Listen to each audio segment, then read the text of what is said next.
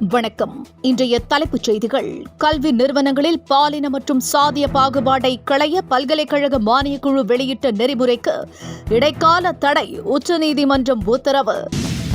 SIR வரைவு வாக்காளர் பட்டியலில் பெயர் சேர்க்க மேலும் 10 நாட்கள் அவகாசம் வழங்க தேர்தல் ஆணையத்திற்கு உச்சநீதிமன்றம் உத்தரவு. திமுக தொடர்ந்த வழக்கில் அதிரடி. 41 பேர் உயிரிழக்க காரணமான கரூர் சம்பவத்தில் பாதிக்கப்பட்டவர்களின் குடும்பத்தினரை நேரில் பார்க்காதவர் எப்படி தலைவராக இருக்க முடியும் என்று விஜயை கடுமையாக சாடிய இபிஎஸ். சரியான திட்டமிடாமல் விஜய் சென்றதே துயர சம்பவத்திற்கு காரணம் எனவும் குற்றச்சாட்டு. தவேக தொடங்கப்பட்டு 3ஆம் ஆண்டு தொடங்குவதையொட்டி பனையூரில் வரும் 2ஆம் தேதி விஜய் தலைமையில் விழா நடைபெறும்.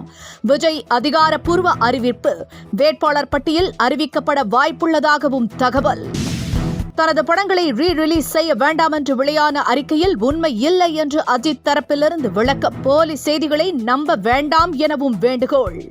இனி விரிவான செய்திகள். யுஜிசி புதிய விதிமுறைகளுக்கு உச்சநீதிமன்றம் தடை விதித்திருக்கிறது. சாதி மத ரீதியிலான பாகுபாட்டை தடுக்கும் வகையில் ஜனவரி மாதம் 14ஆம் தேதி புதிய விதிமுறைகளை யுஜிசி வெளியிட்டது. இதை திரும்பப் பெற உச்சநீதிமன்றத்தில் பொதுநல வழக்கும் தொடரப்பட்டது. விதிகளில் தெளிவில்லாமல் இருப்பதால் தவறாக பயன்படுத்தப்பட வாய்ப்புள்ளதாக மனுவில் கூறப்பட்டது. இதை ஏற்ற உச்சநீதிமன்றம் புதிய விதிகளுக்கு தடை விதித்து பழைய விதிமுறைகளை நடைமுறைப்படுத்தவும் அறிவுறுத்தியுள்ளது. தமிழகத்தில் எஸ்ஐஆர் வரைவு வாக்காளர் பட்டியலில் பெயர் சேர்ப்பதற்கான கால அவகாசத்தை மேலும் 10 நாட்களுக்கு நீட்டிக்க உச்சநீதிமன்றம் உத்தரவிட்டிருக்கிறது. எஸ்ஐஆர் வரைவு வாக்காளர் பட்டியலில் சுமார் 98 லட்சம் பேர் நீக்கப்பட்டனர். இதற்கு பல்வேறு தரப்பினரும் கடும் எதிர்ப்பு தெரிவித்திருந்த நிலையில் விடுபட்டவர்களை சேர்க்க நாளை வரை கால அவகாசம் வழங்கப்பட்டது. இந்த நிலையில் இது தொடர்பாக திமுக தொடர்ந்த வழக்கை விசாரித்த உச்சநீதிமன்றம் மேலும் 10 நாட்கள் கால அவகாசம் வழங்க வேண்டும் என்று தேர்தல் ஆணையத்திற்கு உத்தரவிட்டுள்ளது. அதிமுகவில் சேர ரெடியாக இருப்பதாக ஓபிஎஸ் பகிரங்கமாக தெரிவித்த விருப்பத்தை இபிஎஸ் ஏற்கவில்லை. எந்த கூட்டணியில் இடம் கிடைக்காத காரணத்தினாலும் தனது ஆதரவாளர்கள் திமுக உள்ளிட்ட மாற்றுக் கட்சிக்கு சென்றுவிட்டதாலும் ஓபிஎஸ் அரசியல் களத்தில் தனித்து விடப்பட்டுள்ளார். இந்த நிலையில் அதிமுகவில் தான் சேர ரெடியாக இருப்பதாகவும் இபிஎஸ் ரெடியாக இருக்கிறாரா என்று ஓபிஎஸ் கூறியிருந்தார். இதற்கு இபிஎஸ் இதுவரை எந்த பதிலும் தெரிவிக்கவில்லை. தவேக தொடங்கப்பட்டு 2 ஆண்டுகள் நிறைவு பெற்று 3ஆம் ஆண்டு தொடங்கப்பட உள்ளது. இதனையொட்டி வரும் 2ஆம் தேதி பனையூரில் உள்ள கட்சித் தலைமை அலுவலகத்தில் விழா நடத்தப்படும் என்று விஜய் அதிகாரப்பூர்வமாக அறிவித்துள்ளார்.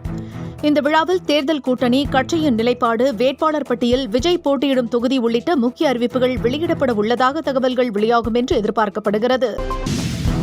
சரியான திட்டமிடல் இல்லாமல் கரூருக்கு விஜய் சென்றதே 41 பேர் உயிரிழக்கும் துயரம் நிகழ்ந்ததாக இபிஎஸ் பகிரங்கமாக குற்றம் சாட்டியுள்ளார். மேலும் உயிரிழந்தவர்களின் குடும்பத்தினரை நேரில் சென்று சந்திக்காமல் அவர்களை அழைத்து சந்தித்தவர் எப்படி ஒரு தலைவராக இருக்க முடியும் என்றும் அவர் கேள்வி எழுப்பியுள்ளார். விஜய்க்கு போதிய அரசியல் அனுபவம் இல்லை என்றும் குறிப்பிட்ட இபிஎஸ், விஜய் வேண்டுமானால் சிறந்த நடிகராக இருக்கலாம் என்றும், ஆனால் அரசியல் என்றால் அதிமுக தான் என்றும் இபிஎஸ் தெரிவித்துள்ளார்.